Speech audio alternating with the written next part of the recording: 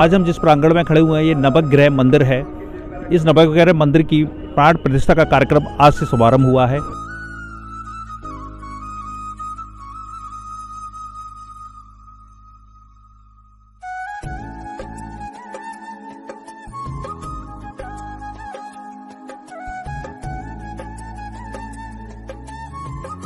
आज हम जिस प्रांगण में खड़े हुए हैं ये नवग्रह मंदिर है। इस नवग्रह मंदिर की प्राण प्रतिष्ठा का कार्यक्रम आज से शुभारंभ हुआ है। कल यहाँ इस मंदिर की प्राण प्रतिष्ठा का शुभारंभ लगभग 20,000 महिलाओं ने अपने सर पर कलश रखकर, आस्था का कलश रखकर शुभारंभ किया था। आप देख सकते हैं इस मंदिर की भव्यता, क्या भव्यता है। कल जब ये महिलाओं ने जो कलश रखकर यहाँ डबरा स्टेडियम से लेकर जो कलश यात्रा प्रारंभ हुई थी, 2 किलोमीटर तक की लंबी ये कलश यात्रा रही, जिसमें महिलाओं के सर पर कलश और महिलाओं ने सभी ने पीली साड़ी पहन रखी हुई थी। ये आयोजकों की तरफ से ही पीली साड़ी और कलश का वितरण किया गया था। इतनी भव्य कलश यात्रा डबरा में जो देखने को मिली वो शायद ही कभी किसी ने देखी हो। 2 किलोमीटर से लंबी ये कलश यात्रा थी जो डबरा स्टेडियम से प्रारंभ होकर यहाँ नवग्रह पीठ तक समाप्त हुई। नवग्रह पीठ की कुछ विशेषताएं हैं। उन विशेषताओं में एक विशेषता ये है कि ये 108 खम्भों पर ये नवग्रह पीठ की स्थापना हुई है। साथ ही यहाँ पर 9 ग्रह सपत्नीक अपनी पत्नियों के साथ में, अपने परिवार के साथ में यहाँ विराजमान है। ये पीठ शक्ति पीठ के रूप में बनाई गई है। यहाँ पर शनिदेव मंदिर के पीठाधीश्वर दाती महाराज आज से रात से डेली यज्ञ का आयोजन रहेगा, जिसमें 1 लाख आहुतियाँ रोज दी जाएंगी। प्राण प्रतिष्ठा का कार्यक्रम आज से प्रारंभ हो चुका है। आने वाले दिनों में जैसे आज से 11, 12, 13 इन 3 दिनों तक दिन में 2 बजे से लेकर 5 बजे तक प्रदीप मिश्रा जी के द्वारा शिव कथा पुराण महापुराण का कथा का वाचन रहेगा। आज से ये प्रारंभ हो चुका है।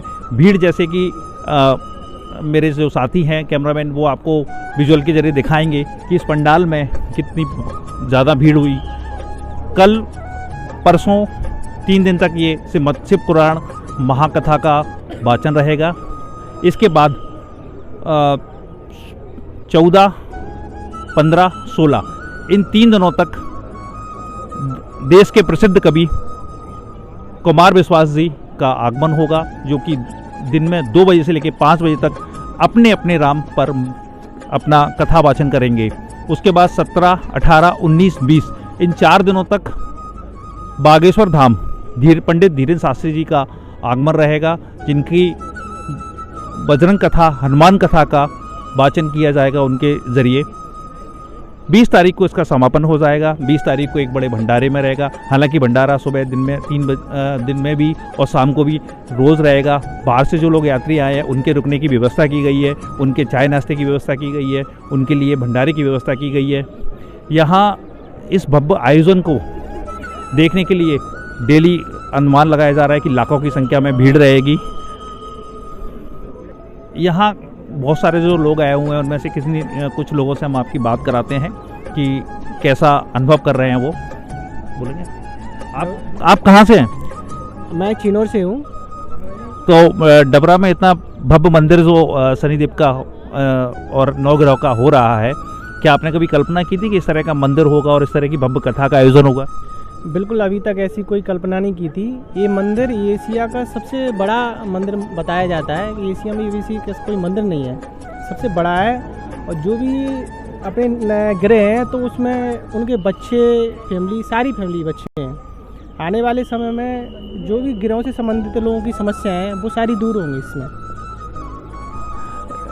इनका कहना है कि ये आने वाले समय में नवग्रह को, अगर आपके ग्रह की दशा ठीक नहीं चल रही है और आप उनको ठीक करना चाहते हैं तो उनकी निवारण के लिए भी आपको ये शक्तिपीठ के रूप में उपलब्ध रहेगा। आप यहाँ आकर अपने ग्रहों का निवारण कर सकते हैं। आइए हम किसी और से भी बात कराते हैं। कहाँ से आए आप? हम डबरई से हैं, मनीष शर्मा। बताना चाहेंगे इस आयोजन के बारे में, कैसा लग रहा है आपको? बहुत अच्छा लग रहा है।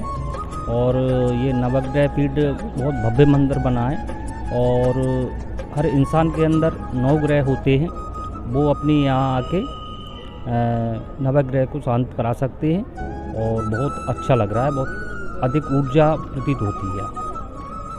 आप देख सकते हैं जनता में जिस तरह का उत्साह है, जिस तरह की इसकी मंदिर की भव्यता है, इस मंदिर की भव्यता है देखते ही बनती है। ये मंदिर आने वाले दिनों में एक शक्तिपीठ के रूप में पूरे एशिया में विख्यात होने जा रहा है। आज से इसकी प्राण प्रतिष्ठा प्रारंभ हो चुकी है। आने वाले समय में जैसे जैसे इसके बारे में और जानकारियाँ आती जाएंगी हम आपको दिखाते रहेंगे। आप देख रहे थे द न्यूज़ एनवेलप। मैं देश नवग्रह मंदिर, इसकी भव्यता के बारे में हम आपको दिखाते हैं। आइए चलते हैं नवग्रह मंदिर के अंदर। देखा जैसा कि ये हम देख सकते हैं, ये मंदिर के प्रांगण का एक प्रवेश द्वार है। इस मंदिर की भव्यता देखते ही बनती है। इस मंदिर में मार्बल का पूरा काम हुआ है। आप देख सकते हैं इस मंदिर की भव्यता। ये मंदिर के आउटर का कॉरिडोर है। अब हम मंदिर के हॉल के अंदर जा रहे हैं। ये मंदिर का हॉल है जो 108 खंबे के ऊपर निर्माण इसका हुआ है। ये 108 खंबे पर निर्मित है। ये जो खंबे आप देख रहे हैं ये, और जो मंदिर का पूरा प्रांगण है, ये 108 खंबे हैं। 108 हमारे सनातन धर्म में एक विशेष महत्व रखता है। इसी महत्व को ध्यान रखते हुए इस मंदिर का निर्माण 108 खंभों पर किया गया हुआ है। मैंने आपको बताया कि ये नवग्रह जो पीठ है एक गोलाकार आकार में बनाया गया हुआ है, जिसमें 9 ग्रह विराजमान हैं। इन 9 ग्रहों की विशेषता ये भी है कि कोई भी ग्रह एक दूसरे के सामने नहीं पड़ते। किसी भी ग्रह की दृष्टि एक दूसरे के सामने नहीं है। जैसा कि आप देख सकते हैं कि अभी 9 ग्रह जो हैं कॉरिडोर में हैं। 8 ग्रह जो उनके राजा कहलाते हैं सूर्यदेव, सूर्य, वो रवि ग्रह, सूर्य ग्रह, इनके इस गोलाकार जो प्रांगण है इसके बीच में अपने रथ पर विराजमान होंगे। अभी चूंकि प्राण प्रतिष्ठा हुई नहीं है, इसलिए जो कॉरिडोर में जो ग्रहों का मंदिर बनाया गया है, ये मूर्तियां भी ढकी हुई हैं। प्राण प्रतिष्ठा शुरू हो चुकी है। नित्य प्रतिदिन रात को और दिन में यहाँ 1 लाख आहुतियाँ दी जाएंगी, मंत्रोच्चार किए जाएंगे, जिसकी प्राण प्रतिष्ठा होगी। उसके बाद आप और हम इनके दर्शन कर पाएंगे। हम आपको आने वाले समय में वह भी दिखाएंगे।